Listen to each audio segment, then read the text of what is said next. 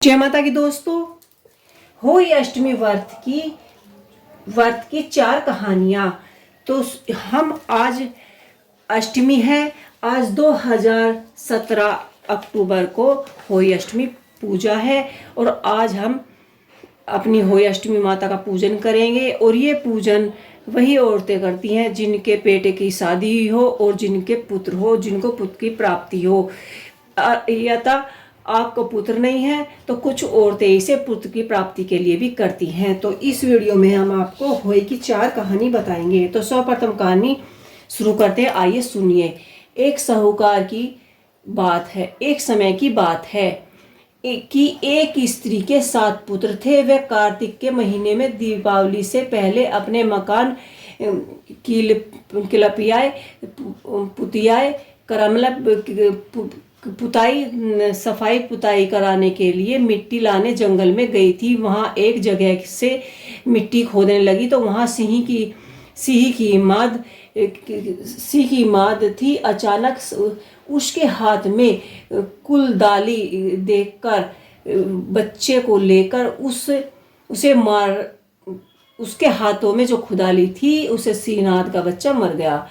और यह देखकर स्त्री को दया आ गई और तभी वह दुखी रहने लगी। एक दिन रोकर उसने बहुत बड़ी बुढ़िया उसको सामने बैठी मिली। उन्होंने उससे कहा कि कोई ऐसा उपाय बताए, मेरे 7 पुत्र मर गए हैं। उन स्त्रियों ने कहा कि तुमने ये बात 4 के कान में डालकर जो पश्चाताप किया है, तुम्हें इसका आधा पाप तो धुल गया है।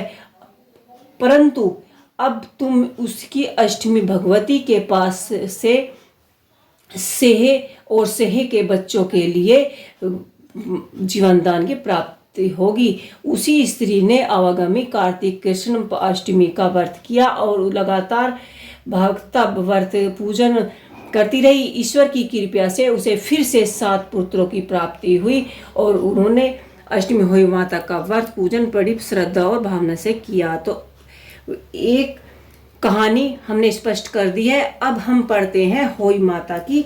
आप इसमें 2 कहानी भी पढ़ सकते हैं और इसमें आप 4 कहानी भी पढ़ सकते हैं। तो इसमें हमने एक कहानी पढ़ ली है, तो हम करते हैं दूसरी कहानी शुरू। एक साहूकार था जिसके 7 बेटे थे, 7 बहुएं थे। दीपावली से पहले कार्तिक वेदी अष्टमी की 7 बहुएं कालोती नंद के साथ जंगल में जाकर खदान में से मिट्टी खोदने लगी। साहूकार नंद से मिट्टी खोदने समय उनको हाथ में साहू का बच्चा मर गया और इससे साहू माता बहुत ही नाराज हो गई और बोली, मैं तेरे को बांधूंगी और तू नंद और 7 भाइयों की बोलेगी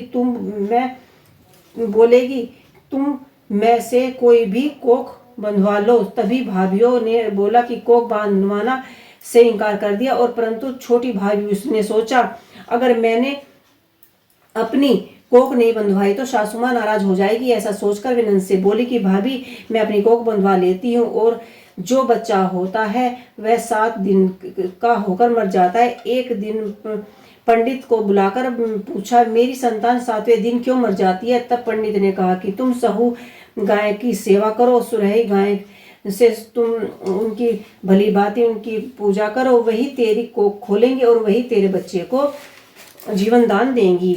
तो इस कहानी में हमने यही बताया है कि अब बहुत ही जल्दी उठकर चुपचाप सुराही गाय के पास पहुंची और उनकी साफ सफाई कर सुराही गाय ने सोचा कि रोजाना कौन मेरी साफ सफाई कर जाता है, आज मैं जरूर देखूंगी। गौ माता सुबह को सवेरे उठी और क्योंकि देखा कि साहूकार की बेटी छोटी बहू मेरी साफ सफाई कर रही है। गौ माता बोली कि क्या तू मांगती है? साहूकार की बहू बोली कि साहूकार माता, तुम्हारे भ्याली है और उसने ही मेरी कोख बांधी है, सो मेरी कोख खोल दो। और गौ माता ने कहा कि अच्छा, अब तो तू गौ माता समुद्र पार साहूकार की बहू को भायली के पास लेकर चली और रास्ते में कड़ी धूप थी, सो वह दोनों एक पेड़ के नीचे जाकर बैठ गई।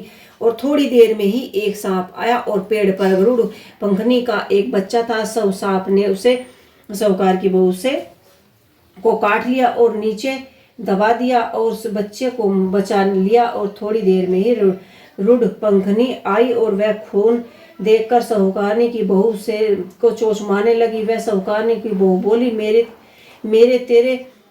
मैंने तेरे बच्चे को मारा नहीं, बल्कि सांप से तेरे बच्चे को बचाया है, तो मैंने इसकी रक्षा की है। अब हम आपको बताते हैं तीसरी कहानी। तीसरी कहानी में आप गणेश जी की कहानी पढ़ सकते हैं। एक बुढ़िया थी, उसके एक बेटा था, एक बहू थी, वह बहुत गरीब थी। बुढ़िया माई हर रोजाना गणेश जी की पूजा करती थी। गणेश जी हर रोजाना बुढ़िया से कहते थे, बुढ़िया मांग, तू क्या मांगती है, क्यों मैं क्या मांगू। तो गणेश जी बोले अपने बेटे से पूछ ले माँ, धन मांग ले। बहू से पूछने लगे तो बहू बोली, सासू माँ जी पोता मांग ले। बुढ़िया ने सोचा दोनों ही मतलब से अपने मांग रहे हैं, इसलिए 100 पड़ोसनों से जाकर पूछने लगी। वह बोली पड़ोसनों से बोली कि गणेश जी मेरे को बोले कि कुछ मांग ले। पड़ोसनों ने बोला, पागल, क्यों तू धन मांगे, क्यों तू पोता मांगे, थोड़े दिन की जिंदगी है, अपनी सुंदर काया सुंदर माया। घर में आकर बुढ़िया सोचने लगी कि बेटा बहू भी राजी हो जाएंगे, उनकी मनचाही भी हो जाएगी, और गणेश जी भी आए तो मैं बोलूंगी बुढ़िया माई कुछ मांग ले। तो बुढ़िया ने कहा कि मुझे सुंदर काया दे, सोने के कटोरे में पोते को दूध पिलाती देखूं, अमर सुहाग दे, निरोगी काया दे, भाई दे, भतीजे दे, सारा परिवार दे, सुख दे, मोक्ष दे।